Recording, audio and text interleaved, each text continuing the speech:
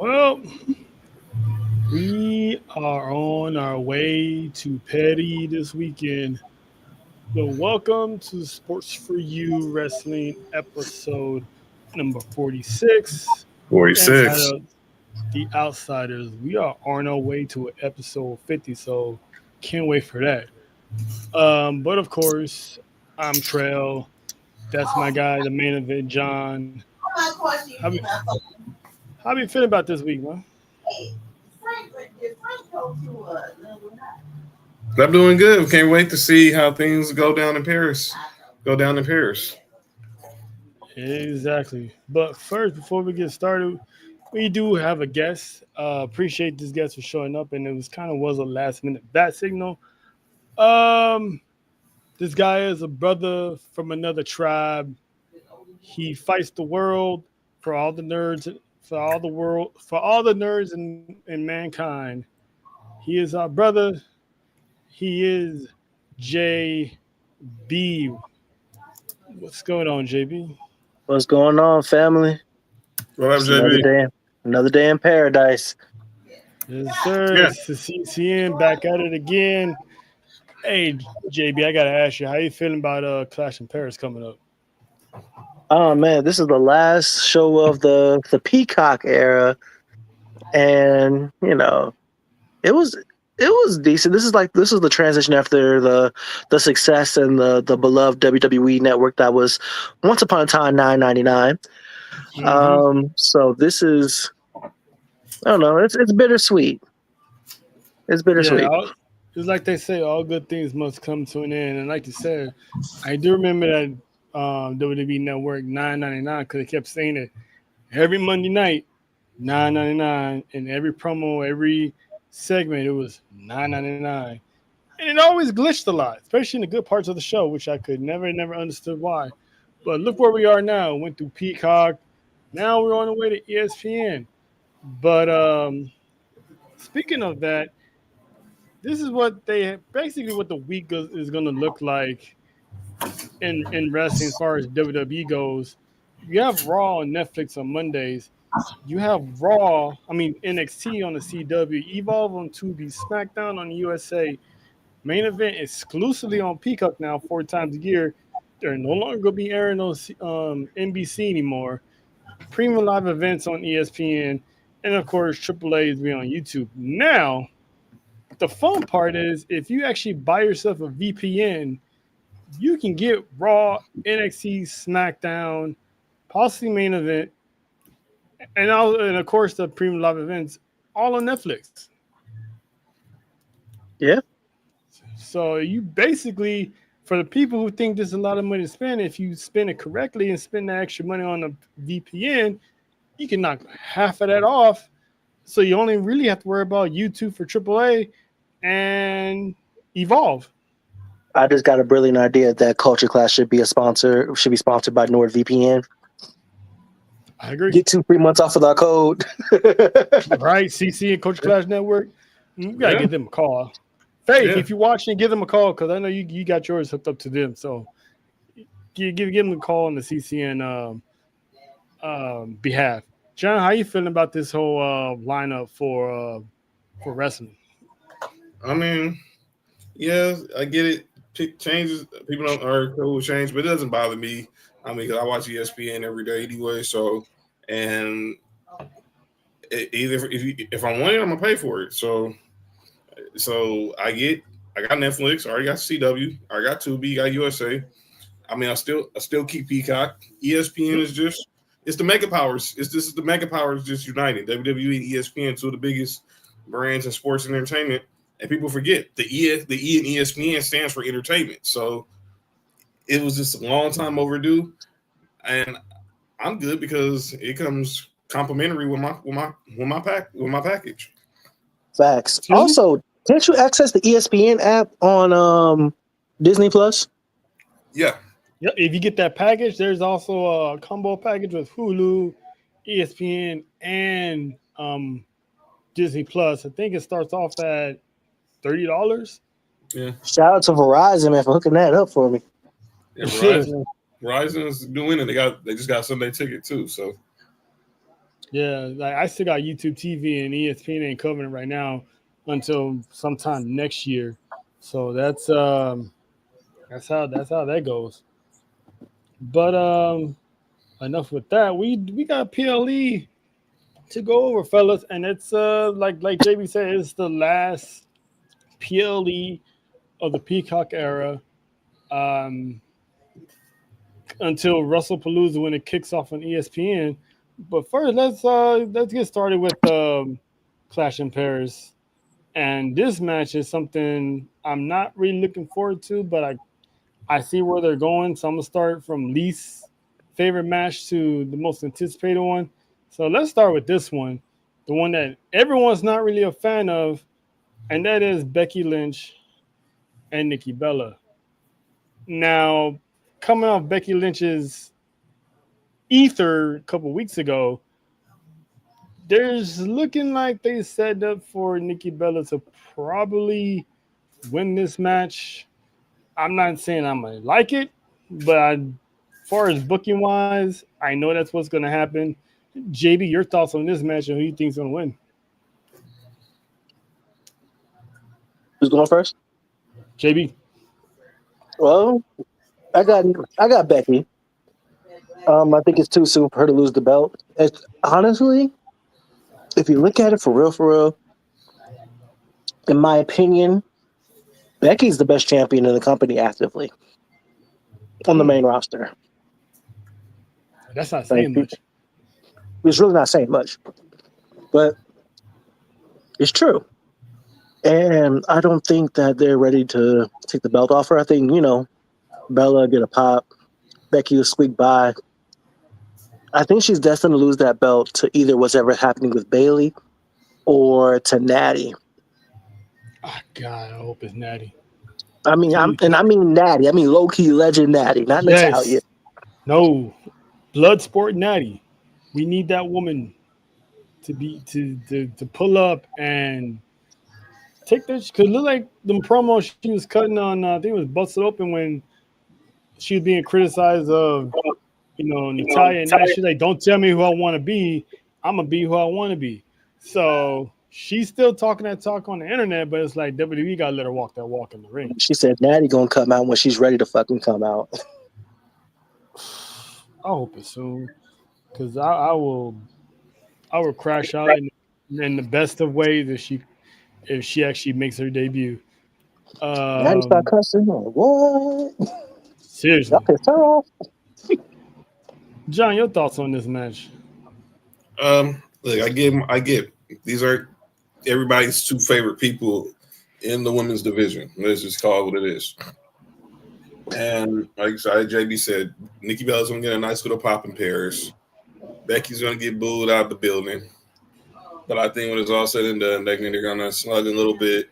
But Becky gets the win. I think they're gonna make her. I think she's gonna make her tap out to the disarmer because I seen with this training is you made Maxine Dupree tap out, you made Natalia tap out, so now you're gonna make her tap out. So, and then I think eventually, like say, either Bailey or Low Key Legend or enters the chat and gives Becky a legitimate challenge for the title. But right now, I think Becky's just using it as arm candy right now. Yeah. I honestly don't see anyone taking the title off of Becky because I don't know what's going to happen with Bailey. It looks like she's going through a midlife crisis, kind of like Victoria from back in the Attitude Era. I don't know if it's a tweener that's going to come out of this or a heel that's going to come out of this. Because right now, Hugger Bailey is arguing with 2020 Bailey. So I would love to see who wins that. But who would be the next person out if it's not Bailey? Who would be the next person to actually legit take that title off her? Because Stephanie McCurry still has her set sight on the Women's World Championship. If it's not one of those two, you got to find a way to bring Lyra back around. Again? Narratively, that's the only things that make sense. They're not building anybody else up. That's true. John, you agree or you got a different person in mind? I mean, yeah, eventually Lyra might want to get another shot without now that Becky is a champ, but I think it's either going to be Bailey or Natty that gets a shot unless you giving someone from NXT a shot or TNA or AAA. But I think it's one of them two are probably the front runners to be the one to take down Becky.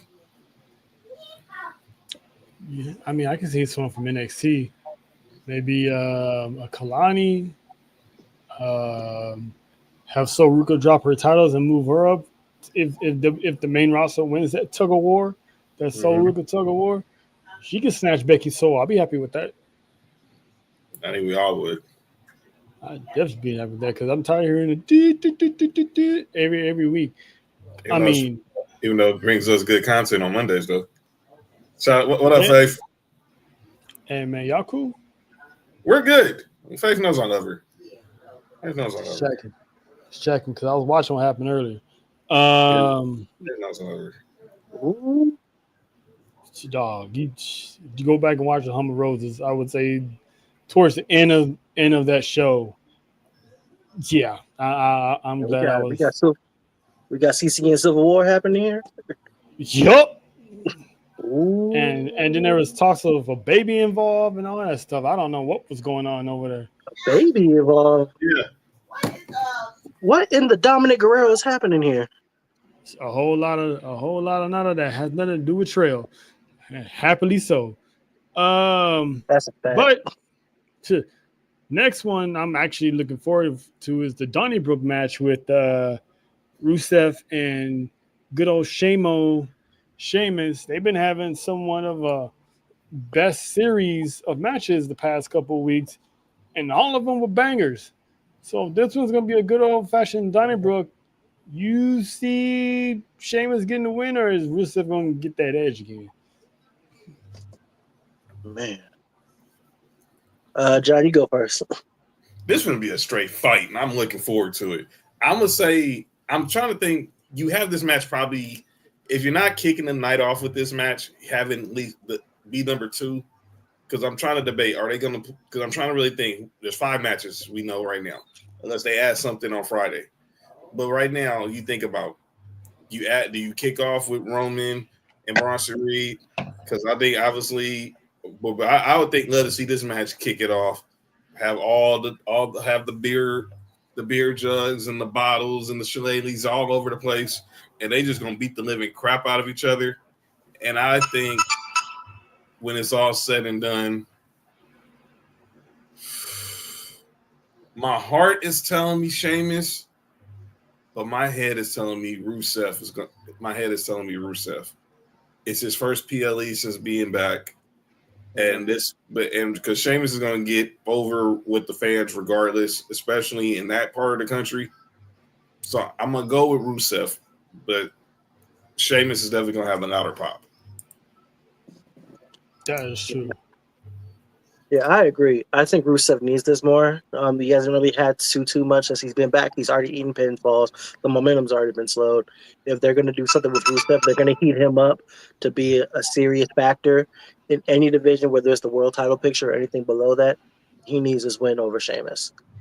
Sheamus, they can heat up at any time. He's a steady hand. We all know that. And Sheamus has been fairly consistent, at least since he's returned from his injury. But everybody knows Sheamus. Sheamus is forever over. They can do with that whatever they want to, whenever they want to. Rusev needs this more. Yeah, he does because I think last time I checked, he's only signed a 1 or 2 year contract. So whatever I don't know if he's planning on retiring in WWE or what, but they need to give this man more wins. Sheamus does not need that many wins. Sheamus is now becoming one of those guys you can use to put over someone. I hate to say it, maybe a jobber, but in the most respectful way possible because the man is a Hall of Famer. I mean, the dude came on the scene and beat John Cena for the title. So that's an accomplishment in itself. Have matches with Triple H, a whole bunch of people. So this man can do us a solid and just put Rusev over. I mean, they both been around the same time. So, but Rusev he's pretty much what was that name he was in AEW? The Miro. Miro, the Like, Redeemer. we getting this Miro in Rusev form, and I like it, and I need to see this man be on a war path of destruction because the guy can really go. He's in great shape. He keeps himself in great shape, despite not being seen in AEW in quite some time. So I'm looking forward to seeing what these guys got to have in store with each other because it's going to be a banger after banger after banger after banger. Banger Bros. Hey, yo. What the heck? That's the name somebody was going to go with, but somebody said nah, thankfully. Yeah, that would have been crazy. They said they had a skit. Him and Drew had planned for a skit on the actual Bang Bus. And then somebody said no. Yeah, thank God for that. They hate us. Whoever that was absolutely hates us. Yeah.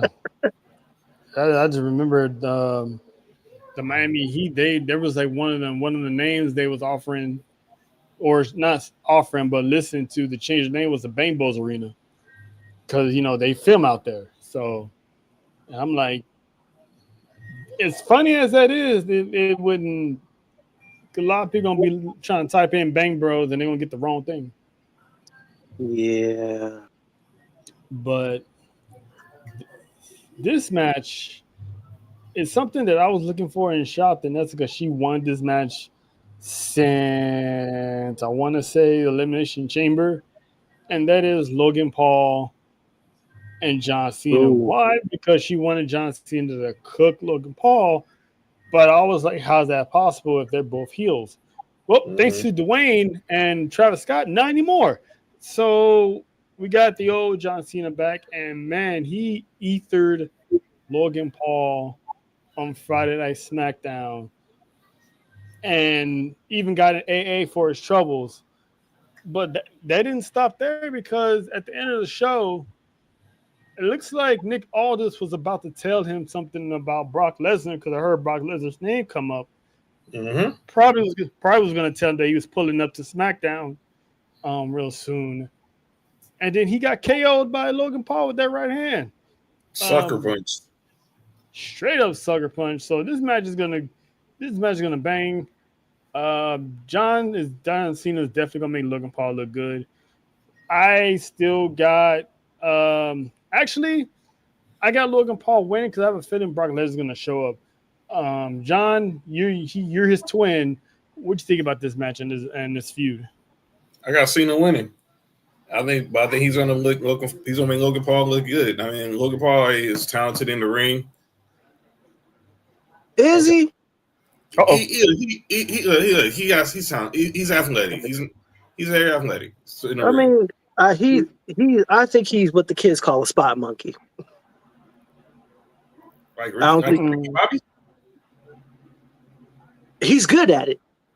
He can definitely put on. He's athletic as hell, but a good wrestler. He's a good in-ring performer. I'm not gonna say he's a good wrestler. Okay, that's fair. That's fair. He's a good in-ring performer. But I think when it's all said and done, Cena's going to get the dub. And I think, like Trell said, I think the siren's going to go off in Paris. And my guy's going to eat another F5. I'm already seeing it now. Just go ahead and get the police tape ready.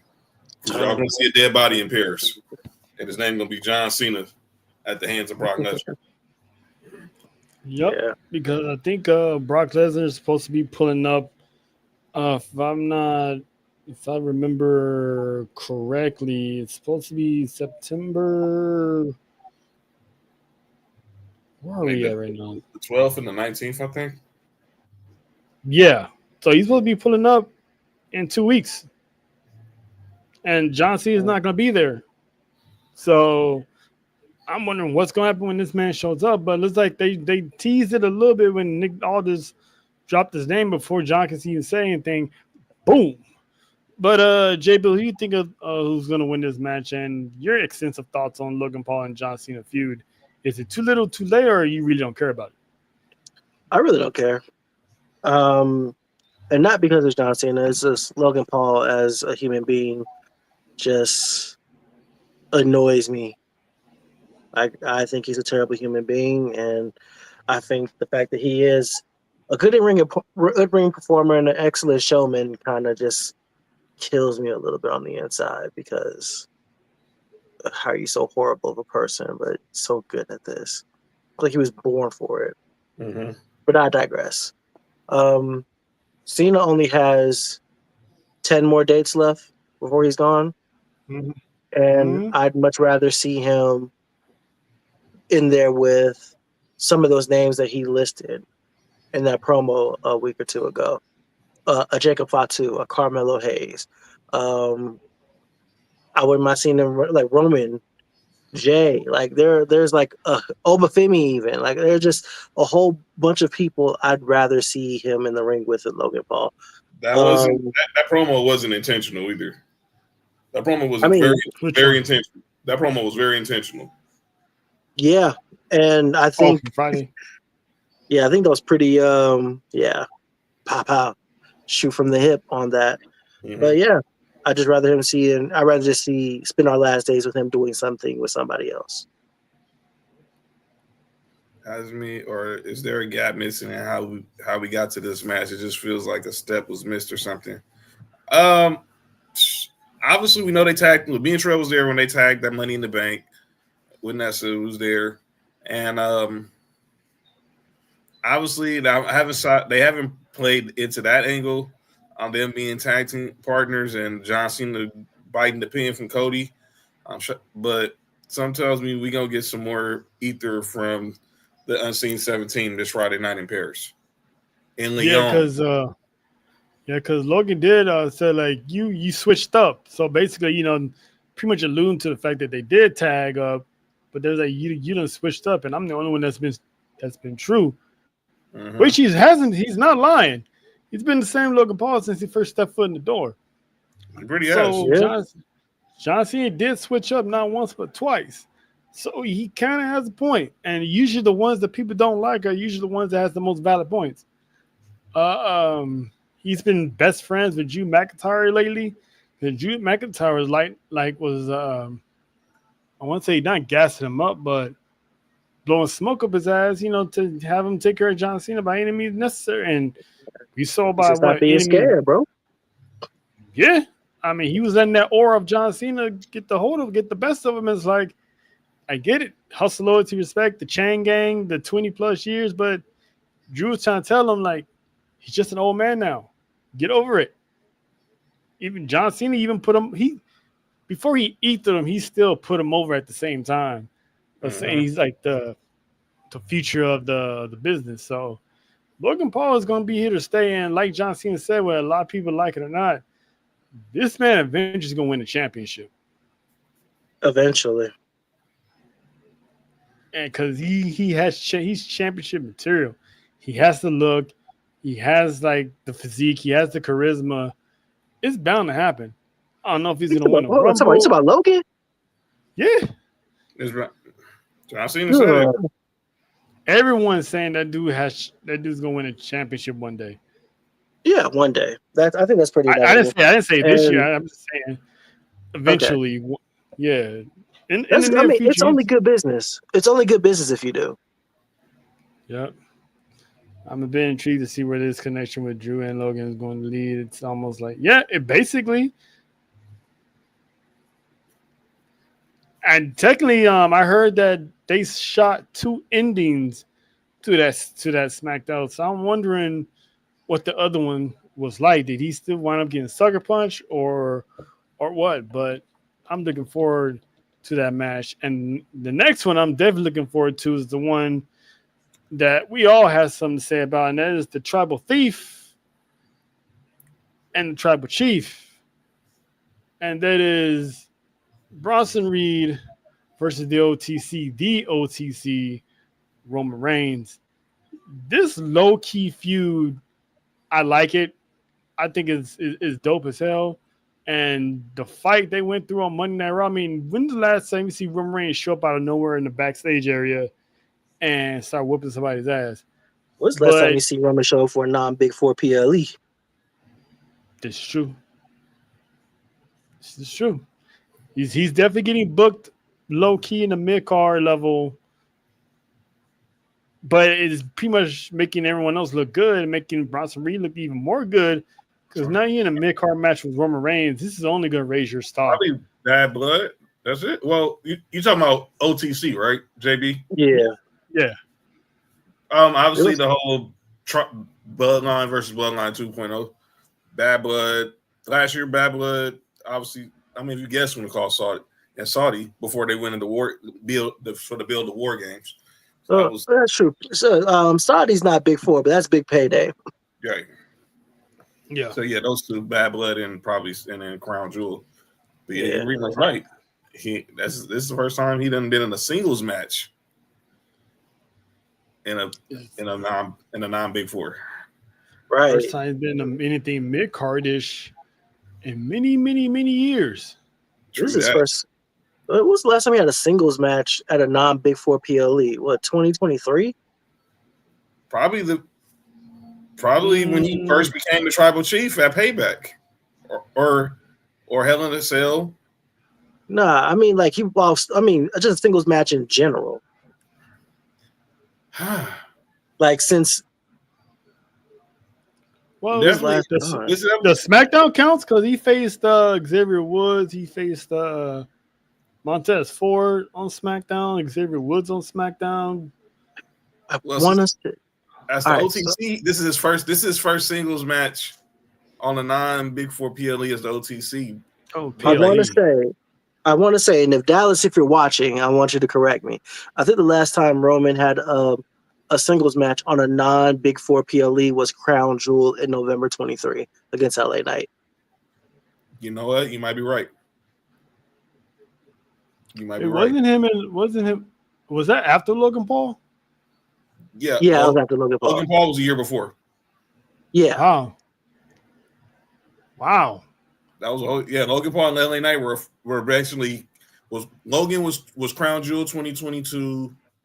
LA Knight was Crown Jewel 2023. And I think that was the last one because the next time he defended the title was in that Fatal 4-Way at the Royal Rumble, and then he lost the title the next time he defended it against Cody. Yeah, that was it. Okay. Wow, that's true. That was a big night. I need Dallas to check that. That's 2 years. That's 2 years, literally. I need Dallas to be like, JB was right. That was what I thought.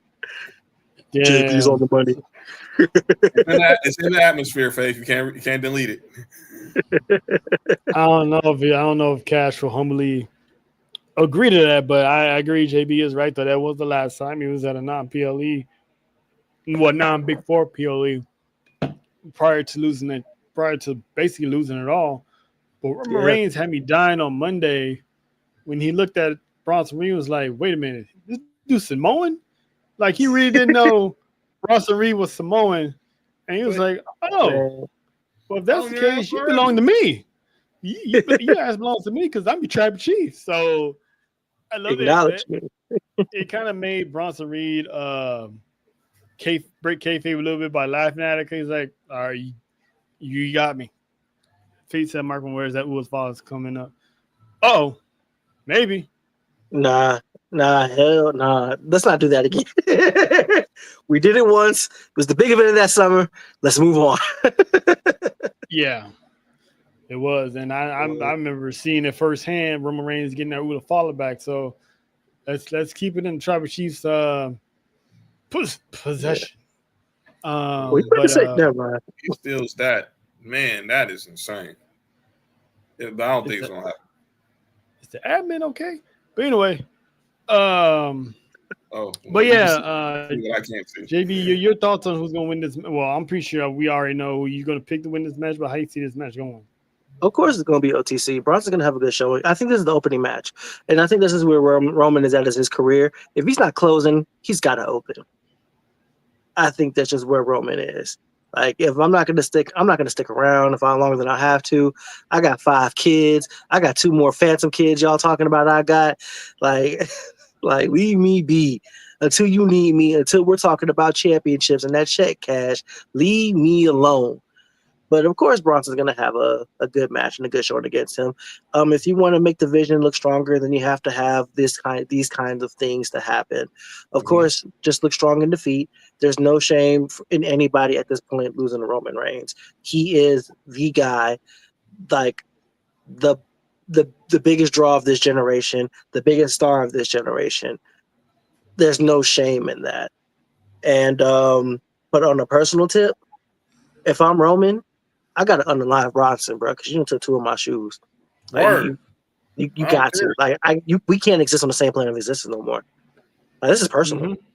Like, this is more personal than personal. You got to go, bro. Like, you got to send you to Jesus. I got to send you to tribal God, because why are you here after stealing my shoes? You got a shirt, too? You got on a shirt? That was wild. Bro. That's wild. I got to get that shirt, though. He put the shoes on the shirt. I'm like, dang. I gotta send you to the big luau in the sky, bro. You can't be here. Facts. Man. And even Roman said it himself. He gonna get them shoes back. And that's the first time he mentions the shoes. So the man gotta get his shoes back. So he might as well get them back and paid in full, because man, it's not even about the shoes. It's the principle. Exactly. It's the principality, Smokey. There is a principality, but at the same time, those are my goddamn shoes. Man, that's Roman Reigns, man. And you're not even wearing them. That's Roman Reigns. Of course he's not wearing them. They were stolen. Exactly. It's not even about that. He can order new shoes, bro. But the whole world seen. We see him get them shoes taken off his feet. We seen him. We seen him twice come to become conscious again and be like, dang, dog, he got my shoes again, bro. We seen his reaction. He got to go to the upper room, bro. Yep.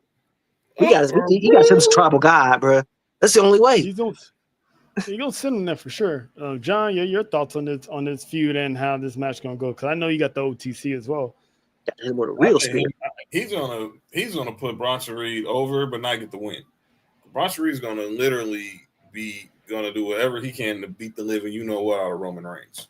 So I think it's going to be dope. And obviously, Paul Heyman's going to be theater on the outside. And we're going to have those little interactions between him and Roman Reigns. And then eventually, when Roman gets that 1, 2, 3, his eyes are going to be on the Oracle. It was like, it's only going to be a matter of time. Can't hide behind Seth. Can't hide behind these 3 forever. You got to get at Bronson next. I think Bronson's the next one up. He going to take him down one by one by one. And then it's just going to be me and you. So you think Braun Breaker's going to get involved? In the match, probably. When I just say it out loud, yeah, probably. We know he's getting involved we know they'll both be involved later on that night. So, yeah. Because I was listening to Seth hype up Braun Breaker on Raw, and it's almost like Braun Breaker wasn't even paying attention. He's not it's wrapped right. Yeah, it's like he's not paying attention. Like I've been saying this from the start. Braun Breaker is playing people like he's stupid. And the man clearly isn't stupid. He has better Steiner mouth than his uncle. Because his Steiner mouth actually damn near makes sense. And it's funnier. But You're 40, that's 80 years old. That's almost 100 years worth of ass whooping. Yeah. Yup. And that shit had me dying. So eventually he remembered what Roman told him about what what Paul did to him, he's gonna do to him. And I think he probably knows it, but he's still playing along with it because he's like eventually that dog's gonna break that leash and he's gonna go rabid. And if he goes rabid, Seth Rollins is not gonna be able to control him. And if Seth Rollins can't control him, that's a dead man walking because I mean Braun Breaker's gonna pretty much straight up kill everybody in that match. I'm here for it. So basically we can all agree that Tribal Chief is getting this dub, right? Or John, you had Bronson. I got Roman. I got Roman. And get the shoes back. Yeah. And get the shoes back, Red. He got a harp. Roman's got to harpoon him with an actual fear. I'm dead serious. You better walk out with them dang Jordans. With them dang Jordans. That's a whale joke. That's a whale joke. I know a whale joke when I hear it. That is straight hate. But I'm here for it, so I allow it. Yeah, he better free Willie. Oh, Roman. I don't want to see nobody's really getting freed, man. He better keep that. I mean, not that. Oh my God! Pause. Hey, That's on me. That's on me. My bad. I didn't mean to. It's okay.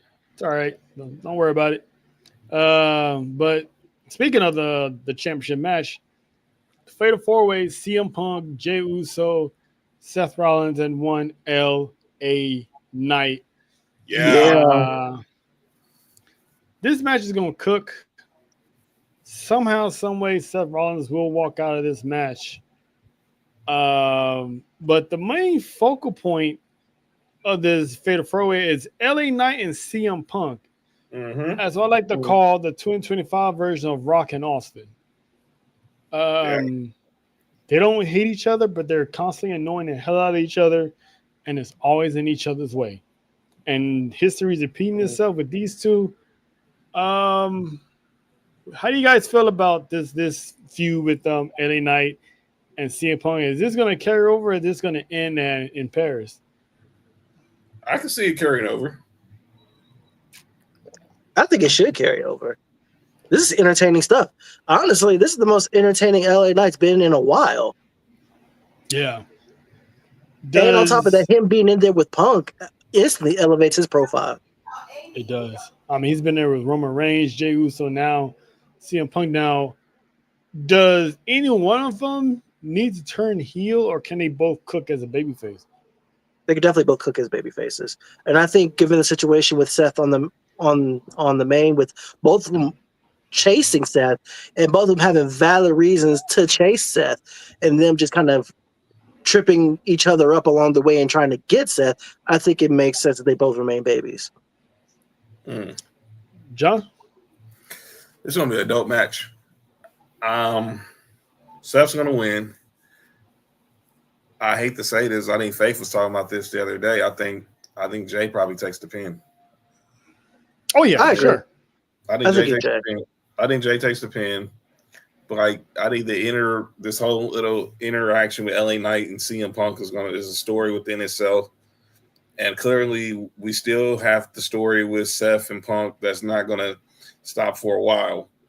But I think they're all gonna first unite to probably take Seth out. But then we saw what Jay did at the end of Raw, give them all three a fresh Air Force Ones to the jaw. And it's gonna be hell. Then the two Browns are gonna come out and they're gonna do what they do.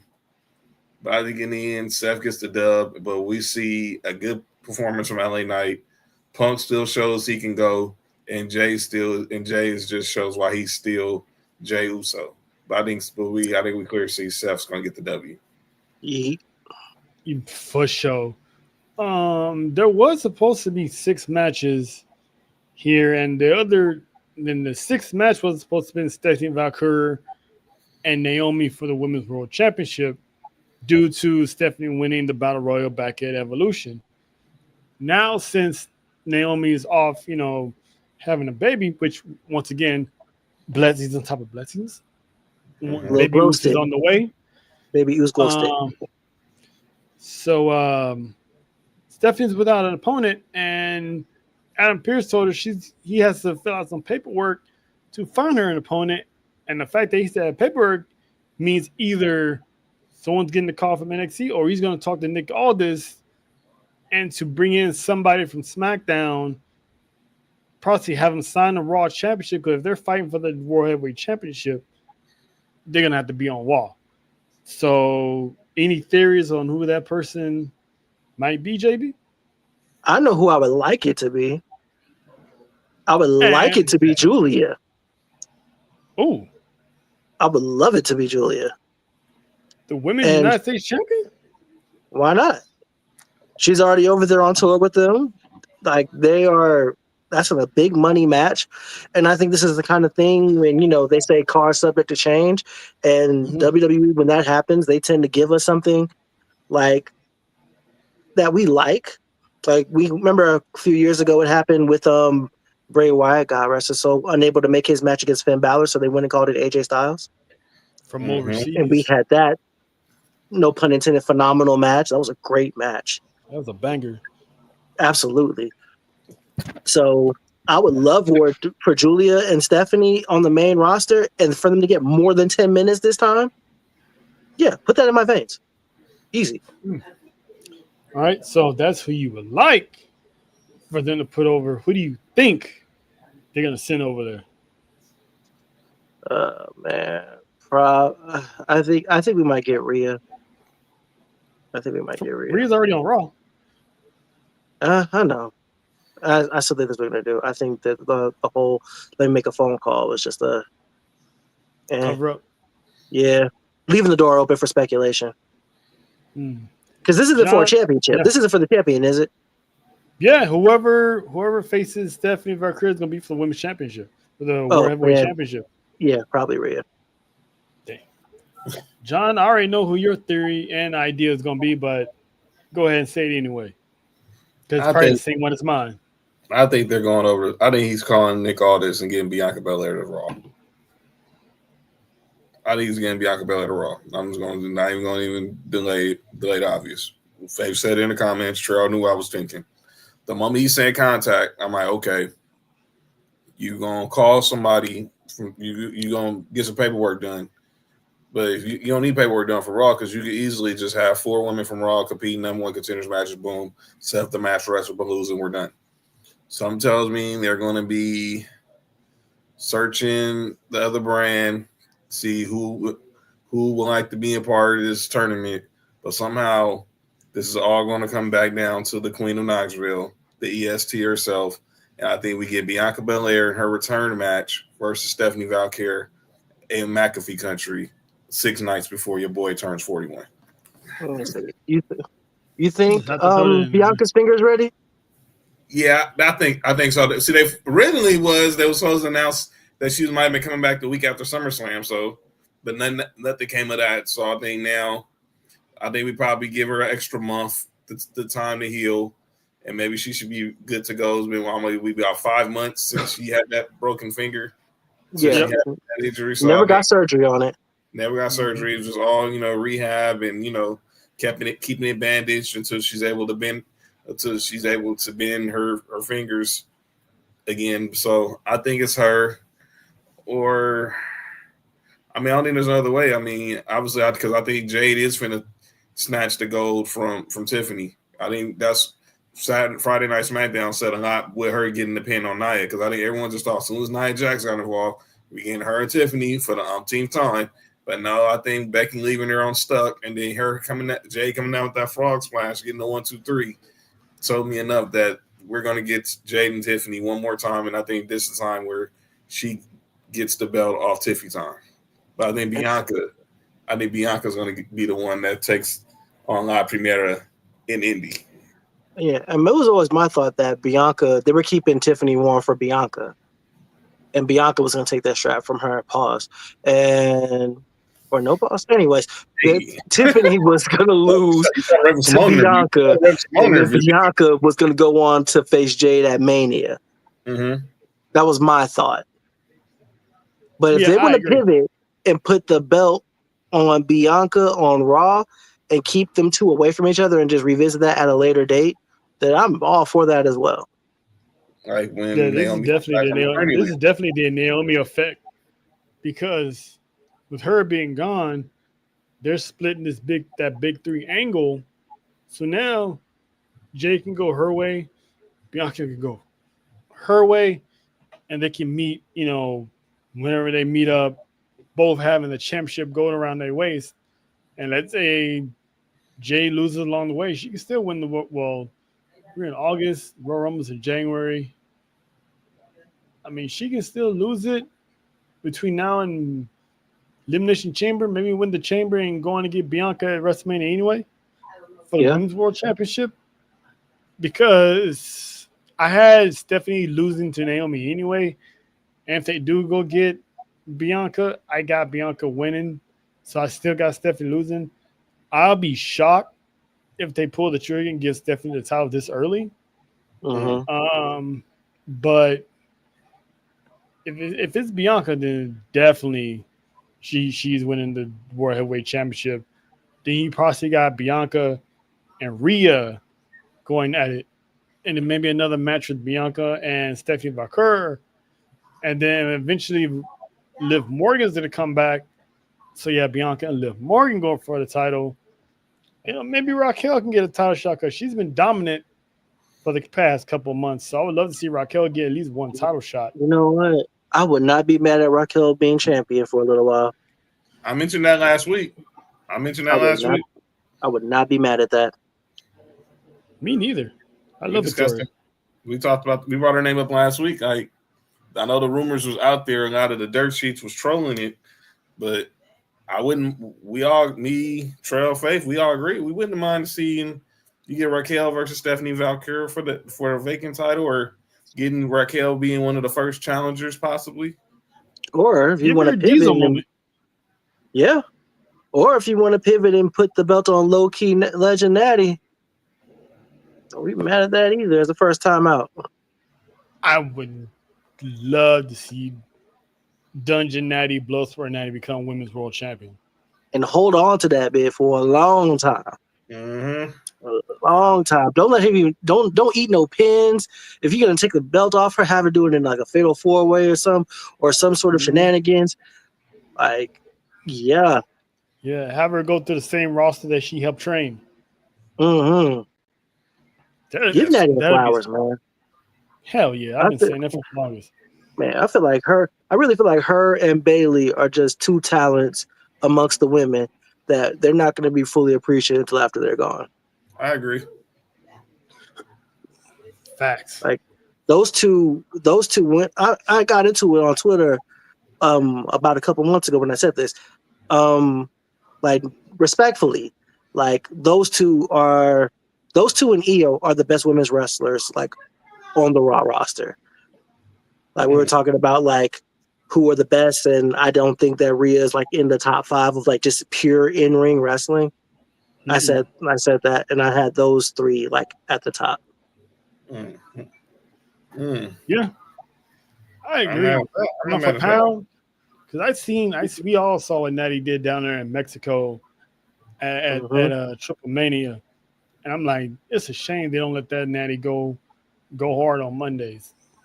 Man, that low key Natty character. That low key Natty character is a complete revelation for her. Like it's almost maddening that we didn't get this 10 years ago. It's so good. So good. I don't even think she had it in her. I don't think she knew she had it in her. And I I think didn't know she could cuss. they want her to be female Brett so bad. Right.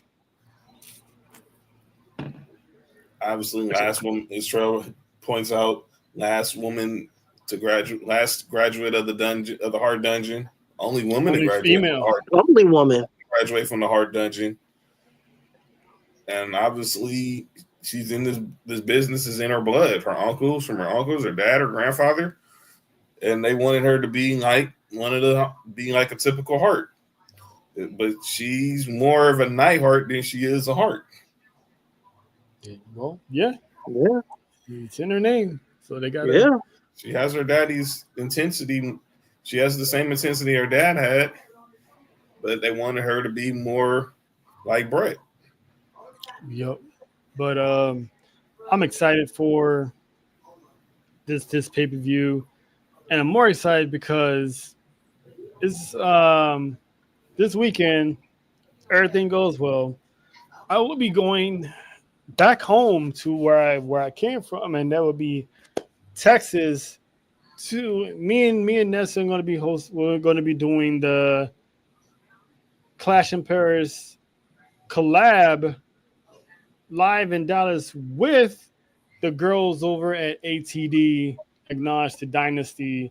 It's going to be me, Nessa, John, JoJo. The Fab Four are going to be in the building with Moni, Leslie, and Russell Faith.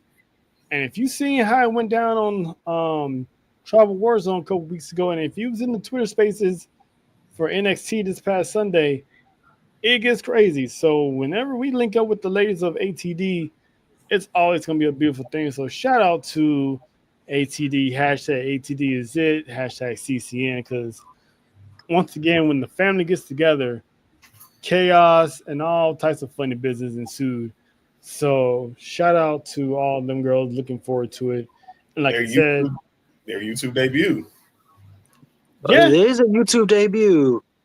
Yep, and the fact that we're gonna be there to help them roll out the red carpet for their YouTube debut, it's an honor for us to even be allowed to do so. So we appreciate y'all, ladies. So salute to all y'all for sure. And maybe there'll be some ATD court in order. Congratulations on the rollout. It's going to be, get your popcorn ready. This is going to be fun. Oh, wow. I would say John, mind your P's and Q's, but we already know that ain't going to happen. I'm going to be full of Pepsi and the Holy Ghost that day. Who knows what's going to happen? Oh, they got some treats. What kind of treats, Faith? Is it only for John, so or bad. is it for everybody? Someone had to mention that dude's name earlier today because someone tried to sell. He got you a playoff win. Hey, I don't hold it against Tim Tebow, but Michael Thompson again. He's doing the same thing he did with Tebow. He's doing with Arch. Don't tell me that Arch Manning's a good quarterback if freaking Jordan Rodgers, Dan Orlovsky, and Louis Riddick, they don't got enough film to determine he's a good quarterback. Man, listen, I mean from the bottom of my heart, from the depths of my soul, man, fuck Timothy, dog. Yeah, so I mean, I'm a Vols fan. It's at Florida all day. So I mean, even though he does got that Hall of Fame career as far as college football, I mean, I seen his accolades. He's one of the greatest. I've seen accolades. I'm gonna go full hater, and I'm gonna be like, look, bro, he was cool and all, but he was the beneficiary of having so much speed and talent around him. He was cool. Yeah. But what he John had said, two he got the Olympic gangster sprinters. killing the dope dealer on his team. He did. He had a bunch of jail felonies on the team, dude. I say it all the time. Listen, bro, he had my nigga Riley Cooper. He had Cornelius Ingram. He had a murderer, 2 Olympic sprinters, and the best player in college football at the time, Percy Harvin, on his side. With also the Pouncey brothers. Pouncey was pushing weight in games. Come on now. Like you just said, Aaron Hernandez's name speaks for itself. Brandon Spikes, Riley Cooper is a racist. Right. Percy Harvin had his issues. But I'm telling you, and Urban Meyer said he didn't know none of that was going on. Come on, bro. Stop. Come on, bro. Stop. You knew something. He was probably praying for him. No, he said Urban Meyer. I didn't say Tebow. Tebow's probably praying for him. Like, you know He's what? like, Tebow, come get this Henny. No, I'm gonna drink this Sprite though. Urban Meyer was like, It's gonna be a crazy night. Urban Meyer just make sure y'all endures the time so y'all can be ready for Saturday. Mm-hmm. I heard nothing from Urban Meyer. Then he want to be the voice of reasoning with the Michigan. Oh man, stop catering to Ohio State, fam. Most of that Florida offense at the time was just a whole bunch of misdirection. You get defensive floor on one way, you cut back the other way. What are you gonna do? They're all sprinters. I hate them dudes. Back to you, Trey. I hate them so bad. I hate that team so bad. I get upset if I keep talking about it. Back to you, Trey. Yep. I hate the Florida Gators almost as much as I hate the New Orleans Saints. Florida Astros and Celtics get John in some type of attitude every single time. But yeah. But that was the Clash in Paris preview predictions. Shout out to ATD for having us. Now let's get to the news and rumors, because John, I know you had something to say about this guy later, which you still can, but I didn't know this was going on. But DDP had a heart issue apparently, and he had a trial fibrillation.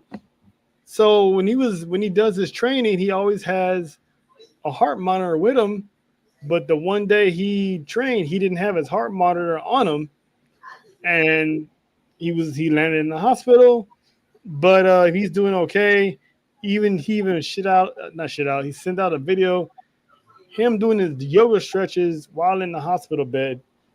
So you ain't gonna stop DDP for get his work on. So your thoughts on this situation, because I didn't even know about it until I saw it today.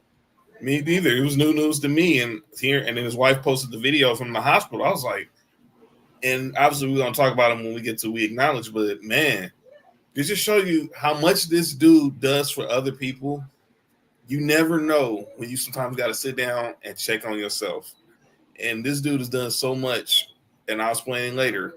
But I'm praying that obviously they said they had to get a defibrillator for him. So I'm praying that he gets the rest he needs, the healing he needs, because the world is a better place with a healthy Diamond Dallas Page out there doing the Lord's work. And I'll explain that later. But glad that he's okay and that he's upright and everything. Legitimately, we don't talk about it enough. Like, there are a lot of shitty people in wrestling. Like, behind the scenes, in the ring, like, we've seen that all the time. Like, some of the icons and the pillar of professional wrestling, some of them are just horrible people. Diamond Dallas Page is not one of those at all. He is one of the best. He is one of the nicest. He is the most caring, one of the most compassionate, one of the most helpful. Like, you don't have to go far in the wrestling sphere to hear something good about Diamond Dallas Page. So, thoughts, prayers, healing energy that continues to get better. And hopefully, like, pretty soon we'll be on Twitter telling somebody to feel the bang or doing some yoga. Yeah, because this man helped a lot of people. Abdullah the Butcher, Marcus Alexander, Buff Bagwell, he helped him out in his rehab. Scotty Riggs. So this man has been Jake the Snake. Scott Hall. Yeah. Got him right before, the Lord said, all right, now it's my turn. But moving forward to more surgeries, Swerve Strickland apparently has been wrestling with a torn meniscus since 2019, basically since he was in WWE. That's crazy. That's insane. This whole time when he was in Hit Row, he was wrestling with a torn meniscus, and after this past pay-per-view that they had, he's gonna go away for a while to finally have that surgery. So I get it when you're starting out hungry. You're not gonna let no injury stop you, because the moment you take time off, especially if you're a nobody at the time, you're never gonna see probably the daylight again. So Swerve now has the status of one of AEW's most hottest stars right now. So Mm-hmm. he can actually afford to take some time off. And the way Tony Khan book stuff, he can definitely afford to take some time off because they're not really pushing anybody. But that's a different conversation for another time. But JB, your thoughts on Swerve having a surgery and the fact he's been wrestling with a messed up knee for 6 years? Listen, I make no secret that I don't care about Swerve the person, and that's completely separate from the issue. I don't wish harm on nobody. Um, Good on him. It's really a testament to his skill that he was able to perform and do the things he's been able to do, like from winning championships and like the transition from WWE to AEW and everything he's done in that time frame with the torn meniscus. Anybody Mm-hmm. who's had the torn meniscus can tell you like it makes life very difficult and it can make it very inconvenient. Just doing something simple like getting up out of a chair or walking downstairs, like that can make things very, very just unnecessarily difficult. Mm-hmm. Very difficult. So the fact that he's able to do that and give us the matches that he has over the last couple of years is really a strong testament to him as a performer. Um, the thing is, it's just a meniscus; it's not an ACL, so he'll be back before the year is over with. So take the time, heal, do what you got to do. But goddamn, that the performer that you are, that you're able to do everything he was doing with the torn meniscus. Goddamn. Facts. John, your thoughts on Swerve? First off, hope he's healthy. And obviously, we see why he got squashed. Now, when it makes sense why he got squashed, and Wardlow came back at his expense, which I'm still trying to understand. But trying to understand. I mean, hell, Damn. we were trying to Boy. figure out where the hell has Wardlow been the last goddamn 2 or years. Obviously, we know he's going to be doing American Gladiators, but this is when you bring Wardlow back. I mean, Don Callis out here trying to collect rock, trying to build like a super team, build like a super team of wrestlers like Infinity Stones. Like, what are we doing? But the Swerve, that's a testament, like you said, that he was able to manage that for 6 years, where it was in NXT, getting called up to SmackDown briefly, obviously doing this indie thing, and then getting signed to AEW. And now he got the collateral where he can, you know what, I can go take some time off, get right, go be with my family and this and that. And hopefully he gets back. And when he gets back, he can still be on the top of his game. But much respect for him to go out there to wrestle with a torn meniscus for 6 years, because you could have had that. Currently, he could have been, because like that injury takes a good few 6 months, depending on how severe it is. So who knows how bad it is now? The fact he's been wrestling for 6 years, he could be almost bone to bone, almost. Could be. Like, I think it's like Agreed. I think it's like what Agreed. 6 weeks on crutches post surgery, and then it's just rehab after that. Yeah, So stay off your feet. Stay off your feet, Swerve, please. And, and, and back to what you were saying earlier, John, about Don Callis trying to hold the Infinity Stones. There's something that didn't bother me. When did the Young Bucks give up Okada? Because last time I checked, wasn't Okada part of the Elite? Yeah, but I think when did he become part of Don Callis' family? I want to say when it's had to be before All Out. They have made some type of deal they get with Don Callis for him, I guess, before the match with Kenny Omega. I can't remember how it went down. It's something that they did probably behind the scenes that got him involved with Kenny, that got them to involved before his match with Kenny Omega at All Out. That shit don't make no sense. I hate when they make moves and have no explanation whatsoever on how that shit happens. But give me Kenny Omega and Okada. Give me Okada and Swerve. Give me something good over there. And supposedly AEW's been cooking. I'm gonna start watching again because I haven't watched in a while. Because since I moved, I live too far, so I'll be trying to get home when I can, but and prep for the show. So they really haven't interested me in a while, but I'll probably get back into it. But speaking of wrestling, let's AEW, shift back to go ahead. oh, I'm sorry, AEW storytelling is just frustrating sometimes. Like when it's on, and any other time, it's just like, what? And we're supposed to Yeah, just they go really with don't it. have that many good stories. Shout out to the Nightmare They really don't, Collective. Mm-hmm. for real. Because Jake Hager said it himself. Like Tony Khan don't know what he's doing. He can't even write a storyline, let alone make a sandwich for himself. And I believe it. Ever since Cody Jake left, Hager it's like said a AEW lot. took a dive. Jake Hager said a Uh, lot. he He said a did. He whole said lot. a lot. I mean, he said when Cody dipped, he ignored Chris Jericho. Like Tony Khan ignored Chris Jericho for like a week or so, and it's like that's your top talent. Like So she said, it I said they didn't know until the day of. Like that's insane. They didn't Yeah. know yeah. until the day of that Cody was leaving, which is I mean, to be I fair, maybe believe it. Cody was like, you know what, I'm out of here. So him that could running be back. accurate. I agree. I believe it. I believe Oh, it. for sure. Definitely. Have no doubt that it has his departure had everything to do with Tony. What do you think Yeah, of AEW selling ECW themed merch? Why do you think? Why the heck do because you they ain't think? Philly. Why do you think WWE's calling the next PLE WrestlePalooza? Mm. That's a bite off of one extreme championship wrestling, and Tony Why Khan the is a heck do you big think mark for ECW. Why do you think Heat Wave was the same day as Forbidden Door? Yeah, that was kind of like a losing battle. I think Forbidden Door was pretty good. Forbidden Door was pretty good, but we all know they was being petty as hell, and it was a dope show.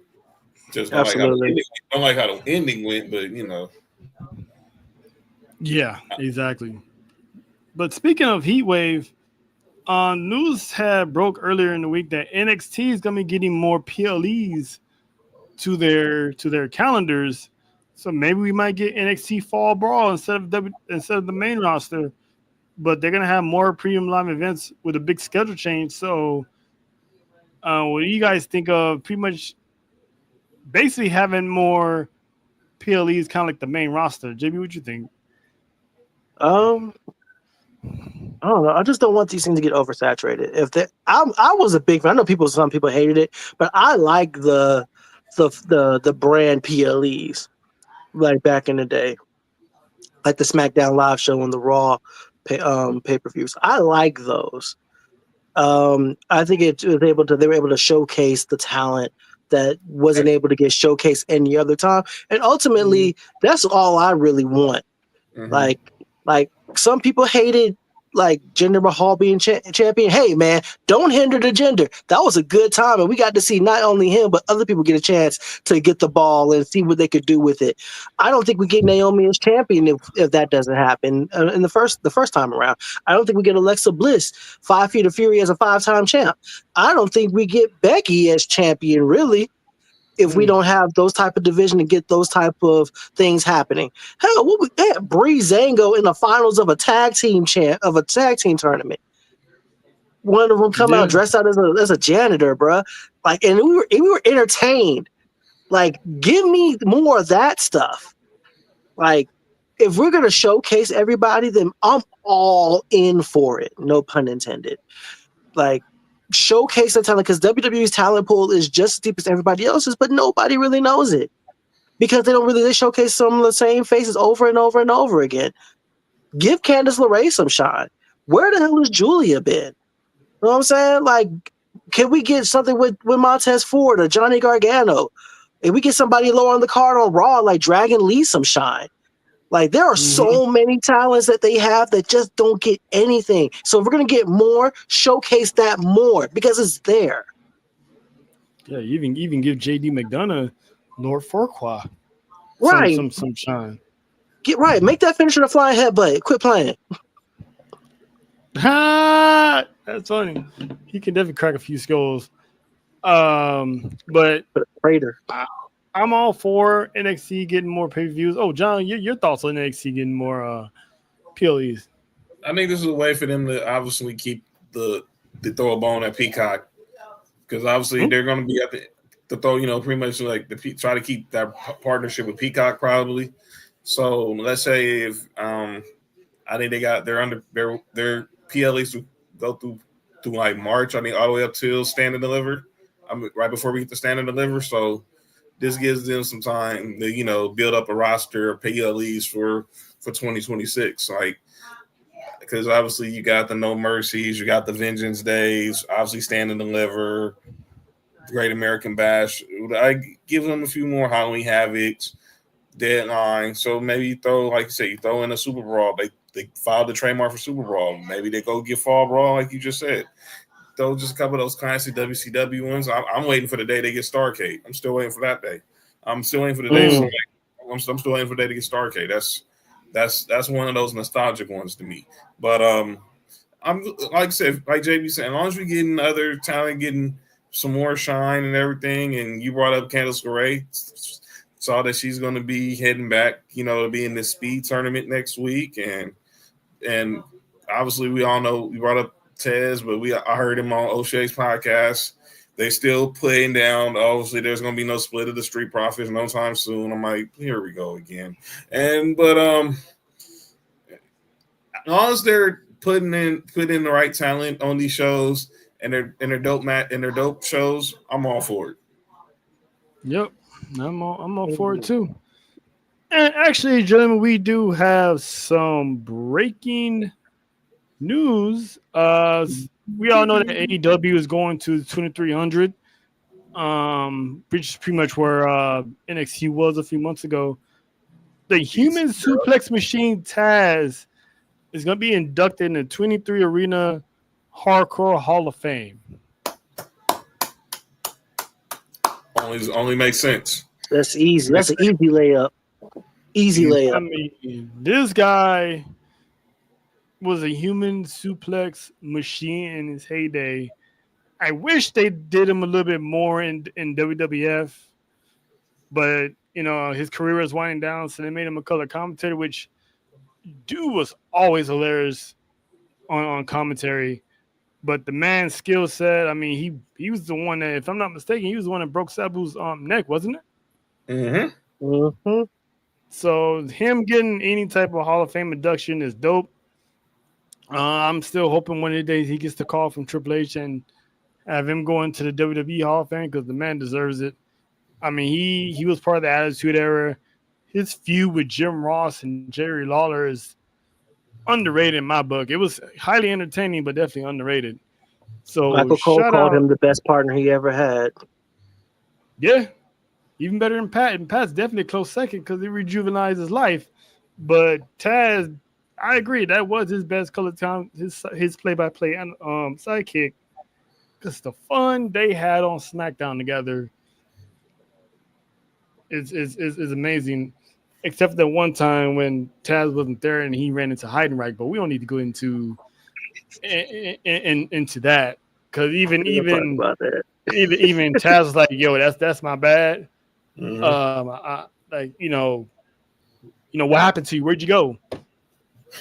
we all saw what happened. But anyway, the fact that Vince McMahon did that on national television, I still never get it.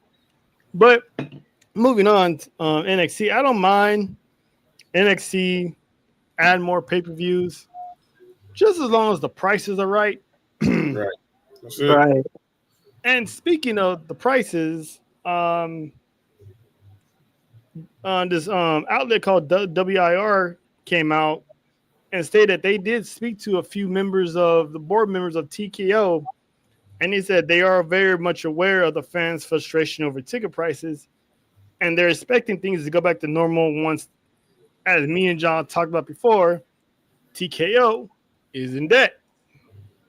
So this is why they're giving us $70,000 tickets to WrestlePalooza. This is why you have to sell both your houses on Boardwalk and Park Place to even go to WrestleMania because they got this debt. So they went on to say that one of the few board members were saying they was hopefully things to go back to normal in 2026, which is where they expect to have their debt paid, all their debts cleared. I'm hoping it's by WrestleMania because that way I can still buy a ticket to go in there. They were saying because right now they expect the revenue between 4.5 and 5 billion by the end of this year, and we're already in August. No, we're in September. No, we're about to hit September, and the end of 2025 is right around the corner. So they expect to pay off their debt by then. And they even said that WWE wants to lower the prices, but they can't do anything until TKO's debt is paid off. So basically, raising the prices wasn't a WWE move; it was TKO.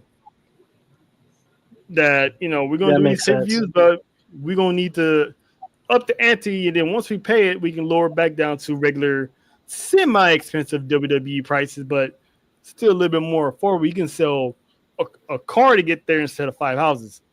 So signs of recession. Yeah, John, your thoughts on this statement? Doesn't shock me when those prices be leaking out about $70,000 tickets for WrestleMania. Like they know what they're doing. They're not talking to us. They're talking to the 1%ers. That's them making it know that the Super Bowl that it's open season for anybody who wants to come to the Super Bowl. That's pretty much what they're doing. And people complaining about it. If you don't got it, you don't got it. But if somebody got it, if they don't spend it, that's on them. Who cares? Why do y'all care? If you're not sending it, unless they're really the prices, unless they're really hurting you because you really want to sit front row, then okay. But otherwise, if you weren't sitting there in the first place, shut up. Let's stop the whining. Let's stop the whining. Because number one, me and Trail was trying to find tickets for WrestleMania when we was in Vegas. And look, we got the stand to deliver. We didn't get to WrestleMania. Now we're hoping next year that plays out. That's going to play out a little different. So, but at least one night. The secondary market is always going to be there. So so when they're putting when he's seen these leaked prices come out, they know what they're doing. They're going to the celebrities who know they got money to blow and they're just going to spend the money anyway, or these Fortune 500 corporations are going to comp these tickets to somebody in their company who's a wrestling fan. Same thing they do with the Super Bowl all the time. It's a corporate event. But the thing with WrestleMania, you can't corporatize a 70,000 seat event. You can do that for the Super Bowl, but you can't do that with WrestleMania because you're gonna still got those now because you're still gonna have that echo fans no matter where. You can do that for the Super Bowl because obviously most real fans are probably done left the city the week of the Super Bowl. The real diehards are going to be in Vegas all the way, some till Sunday, some till Monday, some till Tuesday. So ain't gonna be you ain't never gonna hear a Super Bowl or WrestleMania where it's just a minimum silence. Right. I mean, even if you're not there for WWE, they got all the other events that take place out there. Yeah. Like so many, like wrestling, like takes over a city when WrestleMania is happening. We saw it. We have our girl Dora went to the Ashe wrestling show. We was talking about going to the Fourth Rope show, but it was at midnight, and we waking up in the morning to go to Stand and Deliver. There was so much there. Meet and greets all over the city. If you don't get in the building for WrestleMania or the Super Bowl, there's everything around there that's going to make the experience even just as great. And WrestleCon. We was at WWE World. Trail met Raquel Rodriguez. I love Victoria. We got to see Roman and Stone Cold Steve Austin, even though we didn't get meet him. We was right there. How many people could say they were in the building when Roman Reigns is getting interviewed on live television by Pat McAfee? Stone Cold Steve Austin is getting live interviewed by Pat McAfee. And you're in the crowd and you're hearing people yelling, Austin, Austin. You can't take that experience away from you. That's going to live with me forever. That I got to see my favorite wrestler. I still got that photo. That's me too. That's going to stay with me. Image will always be in my mind forever. Wale Mania, being trailed with the two of them. That's when those images, you can't take away stuff like that. You know, last year was Wale Mania was fun, man. Wall Mania is so fun. Just minding your own business, and somebody shoulder bumps me, and I'm like, "Who the hell is this?" I'm like, "Oh, it's the infantry." Oh wow! Shout out, Oh, Oh, okay. shout out to the crew. Shout out to the infantry. Shout out to the infantry, man. And see, Wale signed his Sony music deal on his contract on stage, and man, Hornswoggle drunk performing country grammar. Oh, I saw that.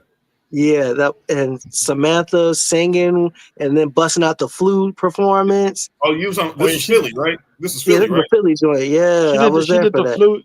She did the flute in Vegas too. Yeah. Man, Our shout siblings out were to her, background man. singers. Our siblings were background singers. Yeah, man. So many Which is cool. people, so many happenings just in Vegas. This is not just in Vegas, but at WrestleMania weekend. Mm-hmm. It's And watch parties everywhere. watch parties everywhere, and sometimes, man, realistically, man, watch parties can be better than actually going. Yeah, In they be some popping. instances. They be popping. But shout out to Naomi because when she was going ether mode at Wall Mania, I took a video clip, posted on Twitter. I woke up in the morning, she retweeted it and was like, "Caution." I'm like, that made my Saturday. Like, could no one tell me nothing that out of all thousands upon thousands of people who recorded her that night, she saw mine and retweeted it. So I was like, shout out to you, Sister Trend. Shout out to you. Didn't even know she could cuss until that video. That shit was crazy.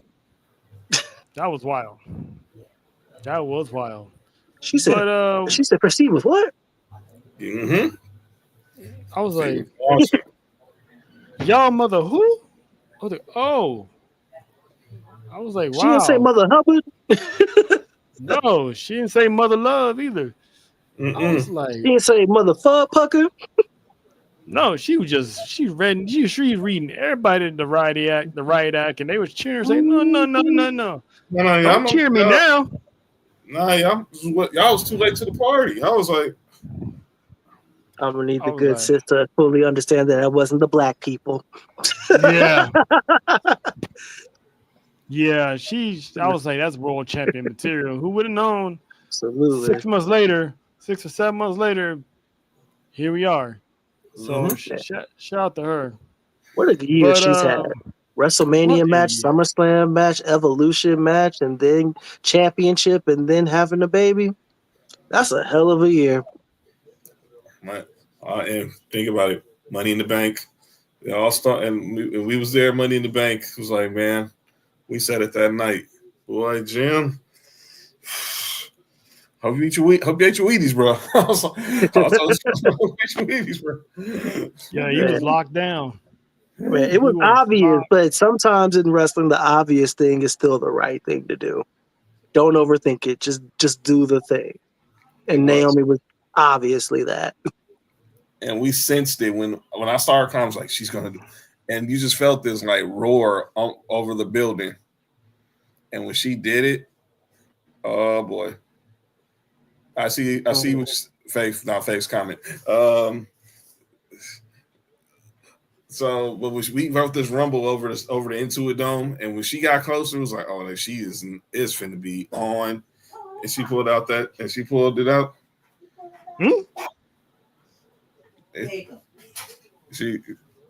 all right?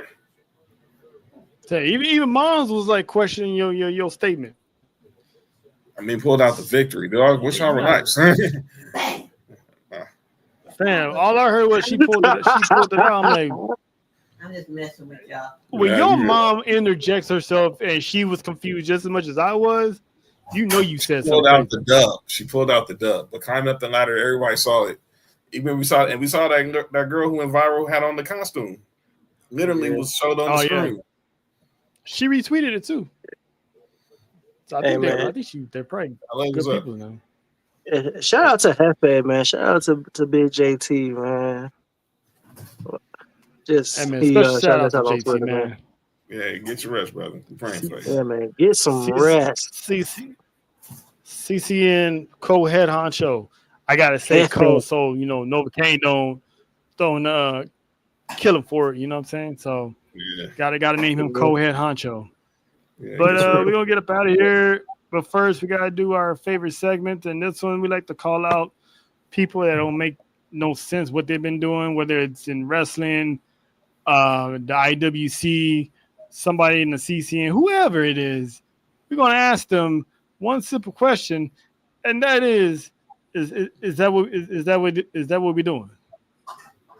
So I'm gonna go ahead and I'm gonna kick this off because this has been a hot topic that's been going on for the whole week, ever since this past weekend. Is all over the. It was pretty much the indie scene nightmare, and that is Raja Jackson, Oh God. son of UFC legend Quentin Rampage Jackson. I didn't upload the video because I feel like that doesn't need to be showed.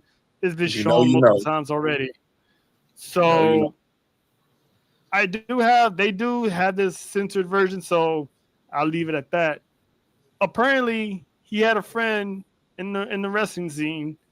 He went to go show some support. He was backstage with the wrestlers, blah blah blah.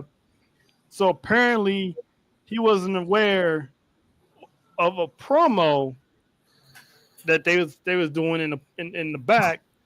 So it looked like the guy Psycho Stu is his name, hit him in the head with a beer can, but he did the kayfabe by putting his hand first and then basically hit his hand.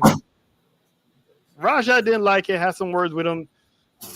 Apparently, there's video of this that cooler heads prevailed. They hugged it out.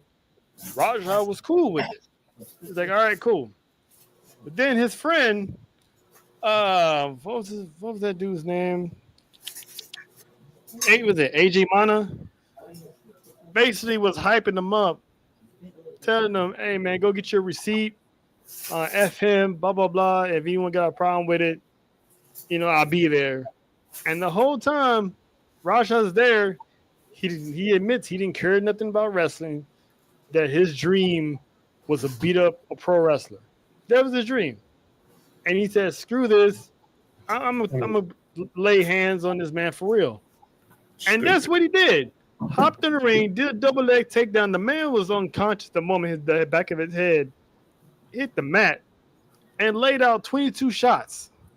Unprotected, unprovoked. And John, correct me if I'm wrong, but doesn't a certain Hall of Famer, Samoan legend, Big Oos Rikishi owns that promotion? Yes, he does. So I have yet hear a statement from him, but that's neither here nor there. But Raja Jackson, if you don't even love wrestling, you had no business being there. You knew it was a promo. You knew it was a work. You knew he was going to be part of this, and you chose to go rogue and basically go into business for yourself. Hurricane Helms said it best. If something happens in the ring, you get your receipt in the ring. Something happens backstage, you handle it backstage. Something happens personally, you handle it personally. You don't go in business for yourself. So LAPD is now open to investigate or looking into this matter. So you deserve to get every punishment you got coming to you, because there is no way that was called for, and there's no way you can sit there and say that was self-defense. Because there's a video of you on your own stream. Stupid. Your own stream. Saying basically this was premeditated. This is going down as attempted murder. Better hope that man don't flatline, because he actually did flatline and brought him back to life. So he got away with the murder charge. So, I mean, Rampage came out and said he didn't condone what his son did. And, of course, him being a father, he has to be in his son's corner. And he's going to let the courts handle it, which is the best statement he can put out. So you got what's coming, and I hope it's a lengthy sentence. JB, anything you want to add to that? Man, just disgraceful, man. Just disgraceful how you could possibly just have it in your mind to do that to another human being. Like, even if it is a work, even if you just are trying to make a name for yourself, like you went too far, bro. Like you said, he was knocked out upon impact, and then you still fired off 22 more, and then kicked him after you got pulled off of him a few times. Like that wasn't wrestling. That wasn't entertainment. That was just vile behavior. And then that is not. It's not even like it doesn't have this. This doesn't have place in wrestling. This doesn't have place anywhere. Like, lock him up, bro. Yep. John? First off, praying for Cito that he gets his, that they said that he was alert and conscious. I saw a picture today online, so glad to hear that. This is sad. To not do that, it had to be resuscitated. And Rajah Jackson, and this make this a note to the youngsters who's watching. You don't gotta stream everything. What are you doing out here streaming you beating a man damn near to death? I feel for Rikishi because this ruined a lot of other chances for a lot of men and women who are in the indies who are trying to get through that WWE ID pipeline. And this one incident, if you don't got this shows you, this is where you have where if you don't have a passion for the business, if you don't got a passion for the sport, get out. Because somebody's going to get hurt and opportunities are going to be lost. Yep. And speaking of those opportunities, they're no longer part of the WWE ID program. And that's where I'm going. Look at this. Look at how many hard-working men and women who have to go up these roads, making whatever they make on these indie shows. And you have a resource like Rikishi there who's trying to help build the next generation. But you want to use your fame, your celebrity, and the fact that you a UFC legend's son, be just a straight Nepo baby, and you just almost took a man's life. Being stupid. Mm-hmm. You know what man's family's going through right now. Yep. His family don't have a rich daddy like you, probably. Probably not. And you almost beat this man to death just to go viral on the net. Stupid idiot. Congratulations, you went viral. Now what? You're in jail. You're in jail. And I'm seeing this stuff where the promotion is not cooperating is telling their wrestlers don't cooperate with the police right now. Yeah. That'll tell you something. That's a horrible look. Horrible. And I hope Rikishi's not one of the people that was telling not to talk to the cops about it. Right. No. This is clearly as day. They were there. They were on the show. It was on video. You gonna ruin your career behind this punk? I ain't no snitch, but let's be clear. There's a fraternity and sorority with wrestlers. He's not part of that fraternity and sorority, clearly. But the man who's fighting for his life is. And you protect the business when and where you can.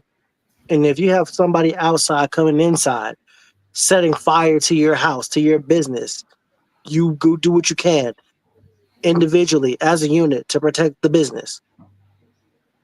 That's point blank. Yep. JB, you got anybody you want to ask? Is this what we're doing? Oh man. Can I get political here for a second? Sure. Or do y'all not do that here? Go ahead. We usually don't, but you family, so yeah. All right, man. Texas GOP candidate Valentina Gomez a couple of days ago went viral for burning the Quran, talking about she wants to get rid of Islam in Texas.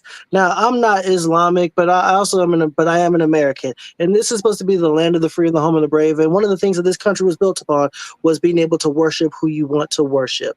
Allegedly, right? I mean, at least it's in the Constitution for you to do what you want to, freedom of speech and all. I don't understand, like, taking a flamethrower to the Quran, bruh. That's insane. That is just beyond, dog. Just That's Again, sexist I'm for not you. Muslim. I'm not Muslim at all. Like, I don't. I'm not a part of the Nation of Islam. None of that. Just that is just it's vile behavior, bro. I don't get it. I don't understand it. I don't like it. I don't condone it. And oh my gosh, bro, that is one of the. This lady's been off her rocker for a while now. Mm. Like, I think she's certified for a straight jacket. Like, she's 26 but looks 40 with Dang. all the hate that's on her heart. Like, that woman looks stressed. But my God, man, that is just evil, bro. Like, what are we doing? Being filed stupid. Yep. John? Everyone knows I'm a Christian. I'm saved, sanctified, filled with the Holy Ghost. I don't have to. I mean, all religions have different beliefs. But let me be clear: you don't go out and disrespect another person's beliefs.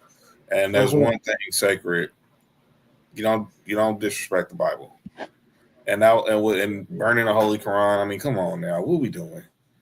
This is obviously from the person who resides and in the house over in on 1700 Pennsylvania Road, Pennsylvania Avenue. Let me be clear. We got to stop this because now you're gonna start a race. You're gonna start a religious war. And you're gonna start a race war, and we don't need no more wars in our country. Please. And low key, man, that's what this is, and that's part of what this whole administration has been about.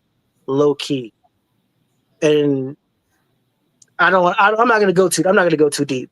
Right. Like, this is y'all platform. I'm not gonna go that far, but this is pretty much part of the course, and it's disgusting. Sad. It is. It's really what his agenda is playing out right in real time. Mm-hmm. His agenda is playing out in real time, and it's not. And if those who have the discernment of the spirit can see what's going on, and we come together, everybody can still. You can worship your God. I can worship my God. You can have your beliefs. I can have my beliefs. You can have your business over here. I can have my business over here, and we can all be in peace. But when we come out here and we do the divisive stuff like burning Bibles, burning churches, and all that other stuff, that takes shootings, prayer for those kids, those families suffering from what happened in Minneapolis today. I mean, what are we doing? This is not supposed to be the norm. And I'll just leave it at that. It's not supposed to be the norm, and I'll leave it at that. To get to this is what we're doing. Just Yeah. I don't know, just a reminder to people out there, man. What somebody else eat don't make you shit, bro. Preach. All right, just be kind to one another. And if you claim to be a Christian, do you think God would condone the actions that you're taking? No, he wouldn't. He would not. John, you got anyone for this is what we're doing? Yeah, so a couple weeks ago, you called out Bubba Ray Dudley because he was suggesting that Vince McMahon that WWE should bring Vince McMahon back for John Cena's last match. I'm calling out Bubba Ray Dudley for something else. So we all know he's one of the coaches on LFG. It's him. It's on. If you haven't watched, it's on A&E every Sunday night. It's him, Undertaker, Michelle McCool, Booker T, training the future greats from the PC. Obviously, last year he had a young lady on his team named Zena Sterling, who was the runner-up, the Tyra May Steele. Zena Sterling is back, along with the runner-up on the men's side, Shiloh Hill. Shiloh's with the Undertaker. Zena's back with Bubba. A couple weeks ago, when they was getting around, shooting out the points, Zena didn't get a point, and Bubba Ray had the nerve to call conspiracy on Taker, Booker, and Michelle McCool, saying basically they're conspiring against her because they know she's the standard and she's going to win. Let me be clear. They're not conspiring against Zena Sterling. I watch the show. I watch the show every time. I got to watch this week's episode, but I watch the show every week. She's not the best woman in the class this year. It's P. Nasty. It's clearly. She's stepped her game up, but Zena Sterling is the bar because she was the runner-up last year. And Bubba then contradicted himself, saying, well, she also can be complacent and rest on her morals, the fact that she was the runner-up. Why do you think they're not picking her then? Because they know what she's capable of. she was sandbagging. And Taker's not, he's not going to sandbag with Taker, Booker T, and Michelle McCool like that. So Bubba calling conspiracy, thinking that, oh, they don't want her to win. No, they want her. No, they're not. They don't want her to win. They want her to stop BSing. You should be leaps and bounds ahead of everybody else in this competition. Her and Sean Hill should be 100 miles and running to the point where they're so good that Sean had to pull them off TV and go put them on TV on WWE programming. But they've let others get into the competition and basically give them a run for their money. That ain't conspiracy. It's competition. Yeah, that's facts. That's it for that's it for this one. Yeah. I mean, he's cool enough, but sometimes like his ideas don't make no sense. That's it for this what we're doing. So our closing segment is the opposite of that, is when we like to bring light and appreciation to someone that, you know, made wrestling look good in the public eye. And it's like we like to call, you know, we acknowledge. And I'm gonna leave this one off because there's someone that I want to acknowledge. We saw him at Heat Wave a couple of days ago, successfully defended his NXT Men's Championship, and that is one Obafemi, which right now his current title reign is sitting at. Let me see if I can pull this up. His title reign is currently sitting at number 7 of all time. I mean, he already passed Finn Balor, who's at 212. If Oma can finish out the year, he'll pass Tommaso Ciampa in a couple of months. If he goes to stand, deliverance, and successfully wins, he can actually reach top 5. Because I don't think they're going to have him down there that long to beat Adam Cole's record at 403 days, which is pretty much the longest reigning title run in NXT, followed by Braun Breaker, who actually had it 6 days over a calendar year, basically a year and a week. A year and a week, pretty much. So shout out to Oba. Dude is dominant. He reached top 10 in title reigns, and by the time he gets called to the main roster, I can kind of see him at least getting in number 6. Because his time's coming to get called to the main roster. It's just a matter of when. And I would love to see whoever's going to beat him for it. Maybe it'd be Javon Evans if Javon Evans runs it back again. But if not, I can see him just relinquishing it and getting called up. So that's pretty much my acknowledgement. John? All right, my acknowledgement. We talked about this guy earlier. In the news, we found out he was in the hospital, but I got acknowledged him for something else, and that's Diamond Dallas Page. We heard what JB said, how he's one of the good, perfect people in the world. We know right now what has been his latest, and I won't say his latest job, his latest assignment. Project. And that is project. And that is helping get Lex Luger back walking. The other day, a video from Diamond Dallas Page was posted of Lex Luger, this video right here. Lex Luger walking unassisted. You can look at it close. He's not holding on to the countertop. Although he has, the therapist right there holding his waist. He's pretty much walking around without a walker, without a cane, and he walked around the entire kitchen unassisted. That is why Diamond Dallas Page is why I acknowledge, because look what he's done for Jake the Snake, the late great Scott Hall, what he's done for Buff Bagwell, Scotty Riggs. You just name them. This man done found a way to save these guys' lives and keep them from leaving us sooner than most wrestlers who we lost early at a young age. And I know there was this big push for WWE to change the Warrior War at the Hall of Fame to DDP. We got to find some way to honor DDP for what he's been doing for all these wrestlers. And this is just a prime example. Lex Luger, one of the strongest men in the world, and now he had his issues. He ain't been able to walk, but he was able to stand up and give that speech at the Hall of Fame this year. And now look where he's at. Continue the progress, and we'll keep praying for Lex's health, his recovery, and just one day at a time. But I acknowledge DDP for what he's been doing for all these wrestlers, past, present, and hopefully and in the future. That's real. JB, anybody want to acknowledge? Absolutely. It's kind of a 2-for-1. Two young stars that WWE has been featuring lately, and I believe they're the future and the cornerstones of what wrestling is and what they will be. One of them is the opposite of the one you mentioned earlier, Trail, and that would be one Javon Evans. And the other half of that would be somebody else, the partner of somebody we mentioned earlier, and that would be Roxanne Perez. These two are young prodigies that are way better than their years would suggest. Like these young people have taken to this, they're with it, they understand it, they have harnessed the craft, and their ceilings are far and away from where they are presently in their skill set.